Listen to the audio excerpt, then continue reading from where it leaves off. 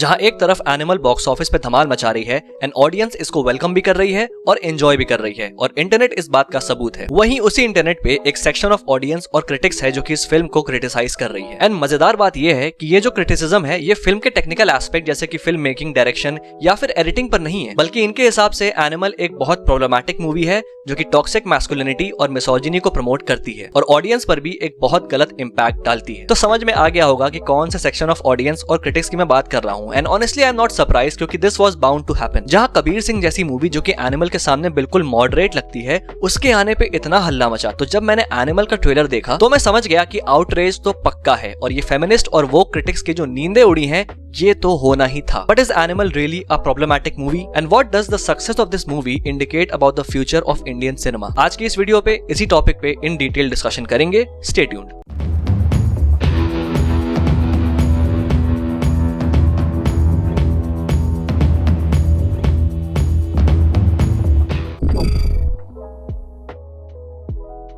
तो ये misogyny, toxic masculinity की तरफ घुसने से पहले एक बार एनिमल मूवी का जो ओवरऑल इंपैक्ट है सिनेमा पे उसके बारे में बात करते हैं, क्योंकि इस मूवी की सक्सेस बहुत कुछ बदलती है इंडियन सिनेमा के सिनेरियो में। हालांकि ये वो चेंज नहीं है जो तुम सोच रहे हो। ऐसा नहीं है that this is the best movie made in recent time और इससे अच्छी फिल्में नहीं बनी है, ऐसा बिल्कुल भी नहीं है। तो वो चेंज आखिर है क्या और ये चेंज जरूरी क्यों है? तो इसके लिए एक बार इंडियन सिनेमा और इसके ऑडियंस के बारे में समझते हैं। इंडियन सिनेमा प्राइमरीली अपनी वाइब्रेंट स्टोरी टेलिंग के लिए जाना जाता है जो कि एक वाइड रेंज ऑफ ऑडियंस को केटर करती है। लेकिन जब डार्क थीम्स को एक्सप्लोर करने का टाइम आता है या फिर साइकोलॉजिकल कम्प्लेक्सिटीज को, जैसे कि हमने अमेरिकन साइको या फिर फाइट क्लब में देखी हुई है, तो ये वो पॉइंट है जहां पे बैरियर्स आते हैं। वो बैरियर्स जो कि इंडियन ऑडियंस ने खुद ही सेटअप किए हैं एंड कोई भी चीज इन बैरियर्स के परे जाती है तो उनके लिए वो क्वेश्चनेबल या फिर ऑब्जेक्शनेबल हो जाती है। एंड आई नो कि अभी लोग कहेंगे कि अमेरिकन साइको जैसी मूवी को इंडिया में बनाने के लिए वैसे ही डायरेक्टर्स और वैसे राइटर्स भी चाहिए। And I agree, but what if वो इंडियन सिनेमा में ऑलरेडी एग्जिस्ट करते हैं एंड व्हाट इफ कि इन्हीं बैरियर्स की वजह से वो अपने आर्ट की इस साइड को बाहर नहीं ला पाते, या फिर अगर वो ला भी पाए हैं तो मोस्ट प्रोबेबली उनकी एग्जिस्टेंस के बारे में तुम नहीं जानते। एंड अगर एनिमल जैसी मूवी देख के वो क्रिटिक्स और फेमिनिस्ट के कच्चे फट गए तो अगर अमेरिकन साइको जैसी मूवी यहाँ पे बन जाती तो उनके कच्चे के अंदर जो है वो भी फट जाता। And not just the woke audience but जो टिपिकल इंडियन ऑडियंस है वो भी ऐसी मूवी हजम नहीं कर सकती, बिकॉज ऑब्वियसली हमारे इंडियन कल्चर में फैमिली वैल्यूज, रिस्पेक्ट और मॉरल कंडक्ट को बहुत ज्यादा एम्फेसिस दिया जाता है। एंड ऐसी फिल्में जो कि वायलेंस, एक्सप्लिसिट कंटेंट और डिस्टर्बिंग थीम्स को प्रेजेंट करती हैं, उनको 100% ऑपोजिशन मिलता है ऐसी ऑडियंस से, इनफैक्ट सर्टेन कल्चरल या फिर रिलीजियस ग्रुप से भी। एंड इसी सिक्के का दूसरा पहलू है इंडियन सेंसर बोर्ड, जो इस बात का ध्यान रखती है कि जितनी भी फिल्में आ रही हैं वो एक डिफाइंड गाइडलाइंस के अंडर रहें और सोसाइटल हार्मनी और कल्चरल सेंसिटिविटी का ध्यान भी रखें। इसका मतलब ऐसा कोई भी कंटेंट जो कि इस रेखा के अंडर नहीं आता है उसको टोन डाउन कर दिया जाता है, सीन्स कट करके, या फिर कंप्लीटली अवॉइड कर दिया जाता है। हमारा फोकस मोस्टली लाइट हार्टेड या फिर एंटरटेनिंग फिल्म्स की तरफ होता है जिसको देख के बस मजे आए। एंड जहां थोड़ी सी भी डार्कर थीम्स आती हैं वहां या तो मिक्स रिस्पॉन्स मिलता है या फिर लिमिटेड सक्सेस। लेकिन ऐसा क्यों? Because as oppose to foreign audience जो कि मूवीज को सिर्फ और सिर्फ एक सोर्स ऑफ एंटरटेनमेंट समझती हैं और एज एन आर्ट देखती हैं, वहीं इंडियन ऑडियंस की लाइफ में मूवीज का एक कल्चरल इंपैक्ट रहता है, फैशन में, वे ऑफ लिविंग में, इनफैक्ट पर्सनालिटी में भी। भाई सूरज बरजातिया की ही मूवीज उठा के देख लो। Modern day Indian wedding culture उन्हीं की मूवीज की देन है, क्योंकि हम मूवीज को मूवीज की तरह देखते ही नहीं है और अपनी रियल लाइफ में अप्लाई करने लग जाते हैं। एंड हमारी जो लाइफ है एज एन इंडिविजुअल,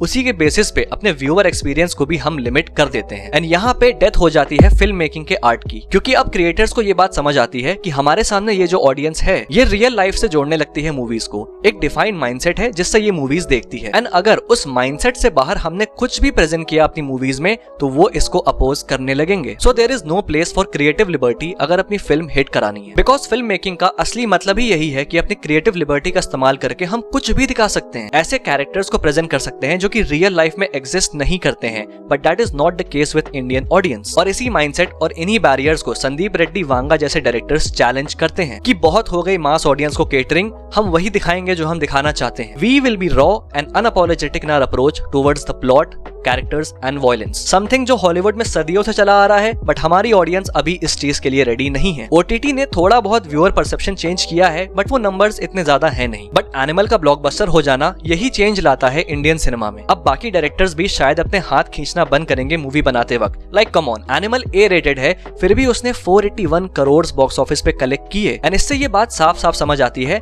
कि फैमिली ऑडियंस को केटर किए बिना भी एक ब्लॉकबस्टर मूवी बनाई जा सकती है। लियो मूवी यूके में अनकट रिलीज हुई थी, बट यहाँ फैमिली ऑडियंस को भी खींचने के चक्कर में फिल्म में कट्स किए गए थे। बट अब शायद डायरेक्टर्स इस बात को समझे कि हमें भी खुल के अपनी फिल्मों में डार्क थीम्स को एक्सप्लोर करना चाहिए। एंड ऐसा तो बिल्कुल नहीं है कि फैमिली ऑडियंस के लिए फिल्में नहीं बनती, या बच्चों के लिए नहीं बनती, या फिर टीन्स के लिए नहीं बनती। सबके लिए मूवीज बन रही हैं और बनते रहेंगी। एंड अगर एक एडल्ट कैटेगरी भी ऐड हो जाती है इसमें तो दिक्कत क्या है? अब कुछ लोग कहेंगे कि आखिर बच्चों पे क्या असर पड़ेगा इसका? भाई एक रीजन है कि उसको ए रेटेड किया गया है। एंड अगर ऐसा है तो हॉलीवुड में बच्चों पर बुरा असर क्यों नहीं पड़ रहा है? बिकॉज वहां पर स्ट्रिक्ट रूल्स हैं। बच्चे क्या मीडिया कंज्यूम कर रहे हैं उसको ट्रैक किया जाता है। थिएटर्स में एंट्री के लिए स्ट्रिक्ट गाइडलाइंस हैं। एंड इंडिया में भी ये चीज करना मुश्किल नहीं है। So clearly there is no reason और excuse to hold back from creative freedom. Joyce Carol Oates नाम की एक फेमस अमेरिकन राइटर हैं, जिनका एक कोट है कि मेरा बिलीफ है कि आर्ट कंफर्टिंग नहीं होनी चाहिए। कंफर्ट के लिए हमारे पास मास एंटरटेनर्स और अपने हैं।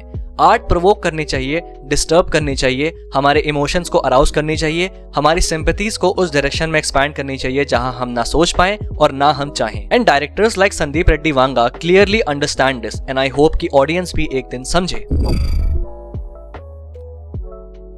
तो फिल्म को इतना आउटरेज क्यों मिल रहा है, ये पिछले पॉइंट में काफी चीजें सुन के तुम समझ चुके होगे। तो अब सिर्फ और सिर्फ फिल्म के कॉन्टेक्स्ट में बात करते हैं। सबसे पहले आता है रणविजय का कैरेक्टर, जो कि toxic, misogynist and what not कह के कॉल आउट किया जा रहा है, जो कि इनफैक्ट वो है, उसको प्रेजेंट वैसा किया गया है। But the problem lies in the fact कि ये जो वो क्रिटिक्स और फेमिनिस्ट हैं, इन्होंने उसको एक मुद्दा बना दिया है कि ये हमारे सोसाइटी पे कोई इम्पैक्ट डाल रहा है। एंड रणविजय का कैरेक्टर कोई बहुत आइडियल कैरेक्टर नहीं है जिसको एडमायर किया जा सके। भाई साहब, वो एडमायर करने के लिए बना है ही नहीं। अब देखो, me as a person who is a hardcore pop culture enthusiast और ऑलमोस्ट हर तरह की मूवी मैं देखता हूँ और उनसे बहुत कुछ सीखता भी हूँ। मैं इन वोक्स और फेमिनिस्ट से सिर्फ और सिर्फ इतना कहना चाहूंगा कि अगर सिर्फ एक फिल्म किसी के मॉरल वैल्यूज को अफेक्ट कर सकती है तो मे बी इट्स टाइम कि उन्हें अपने इस मॉरल वैल्यूज को और ज्यादा स्ट्रॉन्ग करने पे वर्क करना स्टार्ट कर देना चाहिए। Back to the character Ranvijay being problematic. Well, film का टाइटल ही एनिमल है एंड डायरेक्टर इस टाइटल से ही इस चीज को क्लियर कर देता है कि वो किस तरीके का कैरेक्टर तुम्हारे सामने प्रेजेंट करने वाला है। एक एनिमल को, वो भी एक वाइल्ड वन। और एक वाइल्ड एनिमल का एक कोर एस्पेक्ट होता है that it is uncivilised, violent,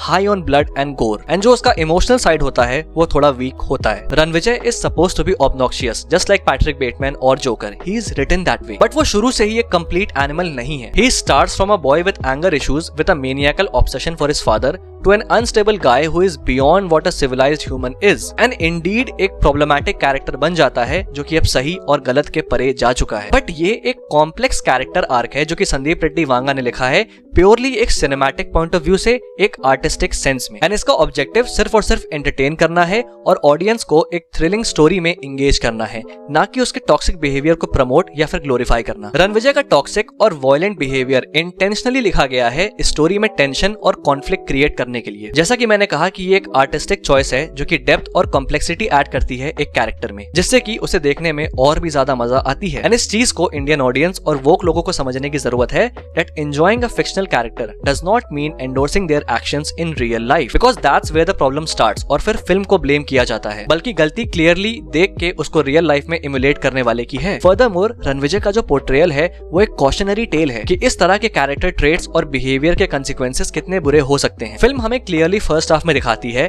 कि Ranvijay clearly has anger issues, but अपने इस एंगर को वो कभी भी बेमतलब में चैनल नहीं करता और ना ही गलत रीजंस के लिए यूज करता है। जब उसके बहन की रैगिंग होती है कॉलेज में तो एज अ ब्रदर वो इस चीज से डील करने जाता है। ऑल्दो जो तरीका वो यूज करता है वो गलत था। Firing a gun in a class full of students जहां पे गोली किसी को भी लग सकती है was clearly not a smart move. And तुम्हें इस चीज को जज करने की जरूरत नहीं है बिकॉज फिल्म इसके अगले सीन में तुमको बताती है कि ये गलत था। जब बलबीर उसे तमाचा मारता है एंड ये तक कहता है कि मैंने अगर हाथ खींच लिया होता तो तुम जेल में होते, तो इस सीन से ये फिल्म तुम्हारे मुंह पर ये बात बोलती है कि भले रणविजय का इरादा सही था बट उसका तरीका कंप्लीटली गलत था, एक क्राइम था। एंड तुम तो ट्राई करने की सोचना भी मत क्योंकि तुम्हारा बाप बलबीर जितना अमीर नहीं है। एंड देन अपने जीजा से बहस करते वक्त भी जब उसका जीजा उसके बहन का मुंह पकड़ के ऐसे किनारे कर देता है तो वहां पे उस चीज को भी वो कॉल आउट करता है और अपनी बहन से भी ये बात कहता है कि इतनी पढ़ाई लिखाई करके तुमने सब कुछ बर्बाद कर दिया और अपने पति के उंगली के नीचे दबे रहती हो अपना मुंह बंद करके। The film shows us in the first half that he is a considerate guy जो कि अपनी बहन से बहुत ज्यादा प्यार करता है एंड उसे एम्पावर भी करता है और अपनों के लिए हमेशा खड़ा रहता है। He definitely has the traits of an animal and he is toxic, लेकिन अभी उसने खुद को completely इस पर्सनालिटी में गिव इन नहीं किया है। And this is the first step of this cautionary tale, जहाँ एक कॉन्ट्रास्ट पहले ही रख दिया गया है आपके सामने रणविजय के कैरेक्टर का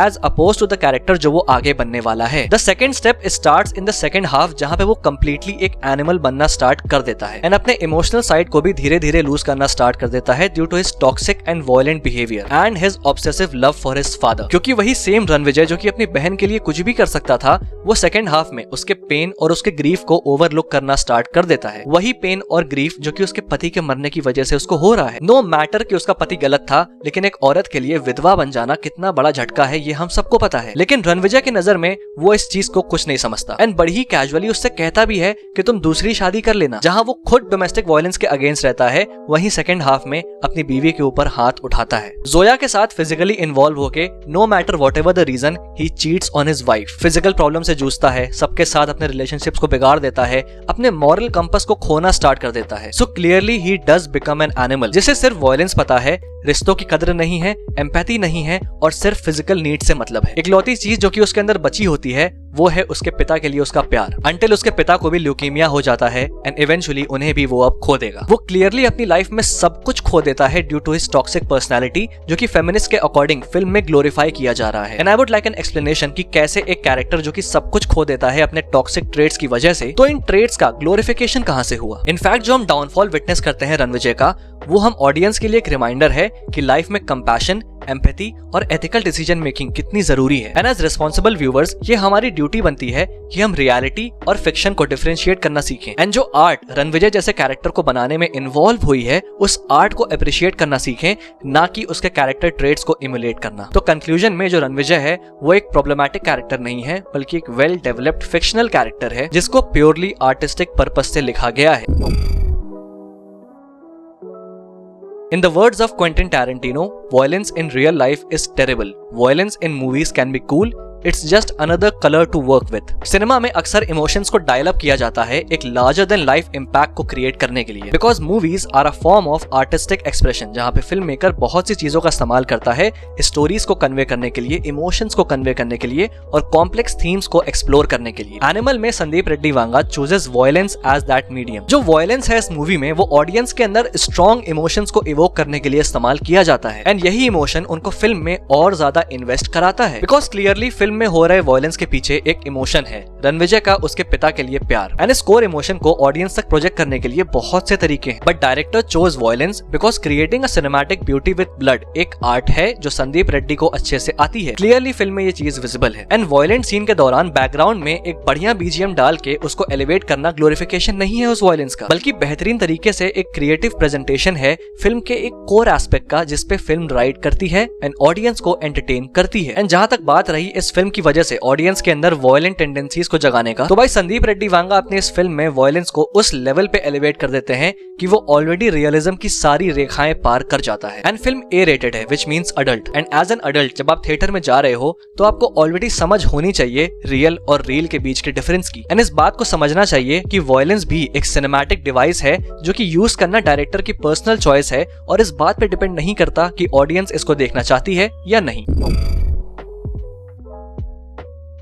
जैसा मैंने अभी कहा कि majority of the Indian audience ऐसी फिल्मों के लिए अभी रेडी नहीं है, जहां कुछ लोग इस फिल्म को एक आर्टिस्टिक सेंस में देखेंगे एंड उसी के बेसिस पे इसको जज करेंगे, वहीं कुछ लोग अपना मॉरल कंपास हाई करेंगे एंड आपको ये बात बताएंगे कि कैसे ये मूवी सोसाइटी को बिगाड़ रही है, एज इफ मूवीज ने सोसाइटी को फंक्शन करना सिखाया हो। मोस्ट मेन रियल लाइफ में मिसोजिनी प्रैक्टिस करते हैं and toxic main Sandeep Reddy Vanga के फिल्म बनाने से पहले भी एग्जिस्ट करते थे। रियल में men are actually hitting women, but ये जो सो कॉल्ड वोक और फेमिनिस्ट हैं वो इस चीज को कॉल आउट नहीं करेंगे। They won't raise their voice against real violence. Instead, real world से अपनी आंखें बंद करके एक फिक्शनल मूवी में होने वाली चीजों के खिलाफ अपनी आवाज उठाएंगे और एक सोल्यूशन एक्सपेक्ट करेंगे। मूवीज सोसाइटी का मिरर हैं, वाइस वर्सा नहीं। अगर तुमको रणविजय से नफरत होती है तो ये फिल्म का इंटेंशन है, अगर तुमको फिल्म से नफरत होती है तो ये तुम्हारा टेस्ट है। अगर तुम्हें इस फिल्म के टेक्निकल एस्पेक्ट और फिल्म मेकिंग से इश्यूज है then you already understand cinema. लेकिन अगर तुम्हें एक फिल्म मेकर से दिक्कत है बिकॉज वो एक फिल्म बना रहा है, तो तुम कहीं ना कहीं आर्टिस्टिक फ्रीडम को क्वेश्चन कर रहे हो और अपोज भी, which is in no way justified. And let me tell you, films घंटा सोसाइटी चेंज नहीं करती, ज्यादा से ज्यादा तुमको एक चश्मा या फिर एक स्कार्फ खरीदवा सकती हैं बस। ऑब्वियसली वक्त लगेगा इंडियन ऑडियंस को ये बात समझने में कि मूवीज को सिर्फ और सिर्फ मूवीज की तरह देखा जाए। वेल, वो वक्त भी जल्दी आएगा। And I fully support directors like Sandeep Reddy Vanga जो कि बिल्कुल ओपन है, रॉ है एंड इंडियन सिनेमा में एक नए तरीके के डायनामिक को लाने का पोटेंशियल रखते हैं। तो फिलहाल इस वीडियो के लिए सिर्फ इतना ही। बाकी तुम्हारे जो थॉट्स हैं, तुम्हारा जो टेक है इस पूरे टॉपिक पे, तुम जरूर से कमेंट बॉक्स में लिख के बताना। It is open to discussion. अगर ये वीडियो पसंद आई तो लाइक कर देना, और अगर पहली बार चैनल पे आए हो तो सब्सक्राइब करना मत भूलना, और हाँ, मेरी बाकी वीडियोस को भी चेकआउट जरूर से कर देना। Till then, this is your pop culture net signing off. Will see you guys in the next video.